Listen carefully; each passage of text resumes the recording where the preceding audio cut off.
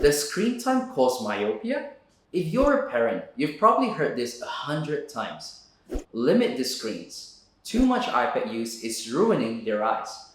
Put the phone down or they'll need glasses. But here's what might surprise you. Screens aren't actually the main problem. I've seen children in my clinic who barely touch screens and still develop myopia. I've also seen kids who are on devices constantly and their vision is perfectly fine. So, what's really going on? The issue isn't screens specifically, it's sustained close work. When your child is reading a book, drawing, doing homework, playing on a tablet, or looking at their phone, their eyes are doing the same thing. They're focusing on something close up for an extended period of time. And when the eye focuses on close objects for too long without a break, the eye muscles strain. Over time, this sends a signal to the eye that it needs to adapt. And the way it adapts is by growing longer. That's what myopia actually is. The eyeball becomes physically longer than it should be. When this happens, light focuses in front of the retina instead of directly on it, and distant objects becomes blurry. So yes, screens contribute to this, but so does reading for hours. So does studying. So does any activity where your child's eyes are locked onto something at close range for a long time. This is why I've seen children who don't use screens much still develop myopia. They're avid readers, they love drawing, and they spend hours on homework. The eyes don't care whether it's a book or an iPad. They just know they're working hard at close range. The real culprit isn't the device, it's the behavior. Now, here's the other side of the equation, and this one surprises a lot of parents. It's not just about how much close work your child does, it's also about how much time they spend outdoors. Research has consistently shown that children who spend more time outside have a lower risk of developing myopia. And for children who are already short-sighted, outdoor time can help slow down the progression. Why? A few reasons. First, when you're outside, your eyes are constantly focusing on things in the distance like trees, buildings, and the horizon. This gives the focusing muscles a chance to relax, which they don't get when you're staring at something 30 centimeters from your face. Second, natural light is significantly brighter than indoor light.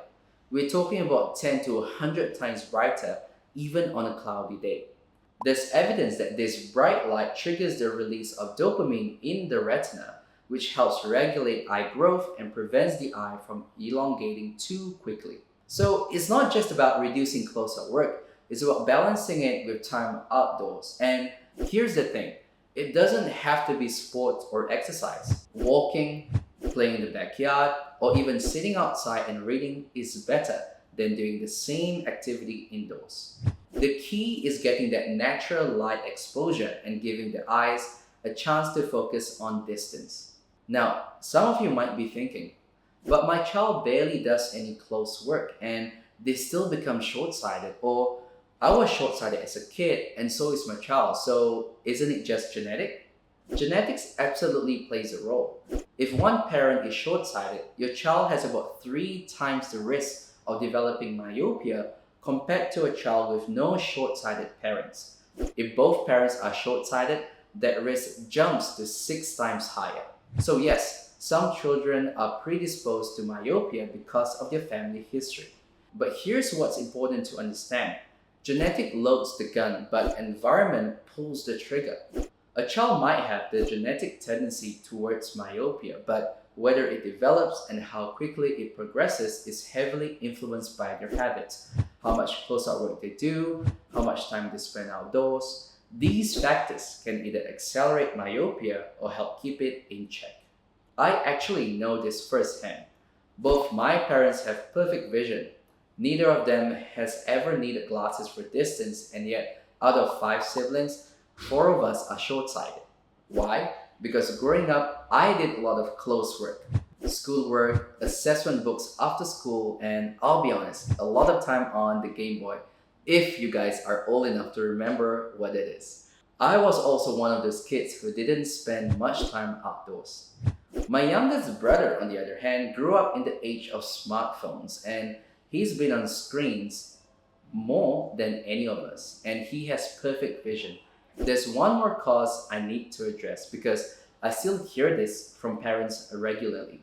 Some parents believe that if their child needs glasses, they should give them a slightly weaker prescription.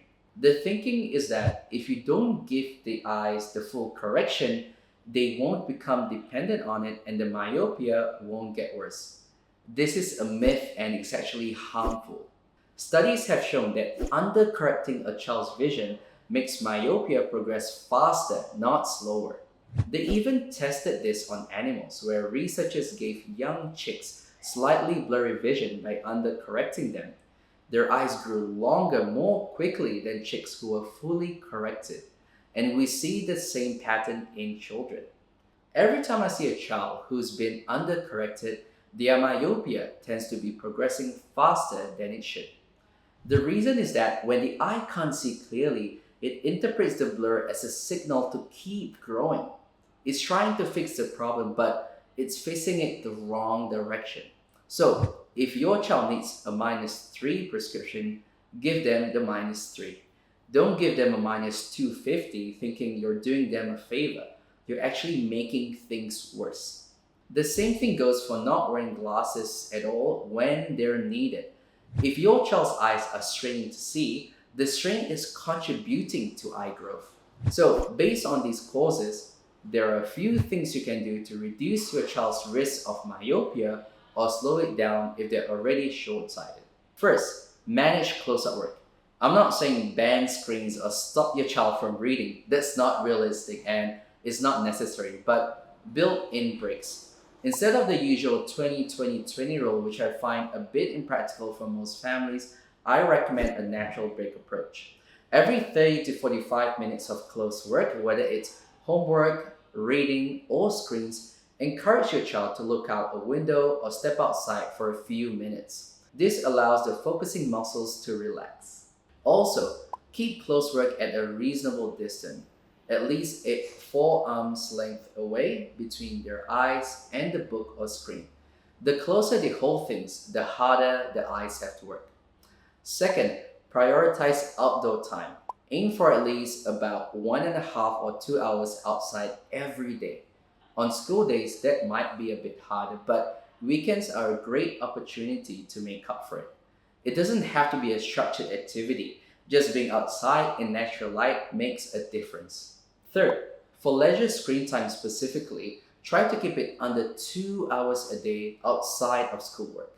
And fourth, make sure your child has regular eye exams, especially if you or your partner is short-sighted. The earlier we catch myopia, the more options we have to manage it.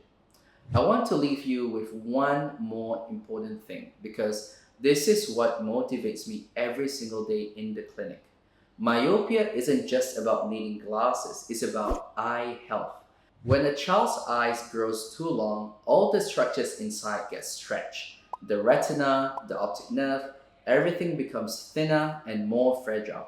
Higher levels of myopia are associated with significantly increased risk of serious eye conditions later in life, like retinal detachment, glaucoma, and macular degeneration, and which can all lead to permanent vision loss.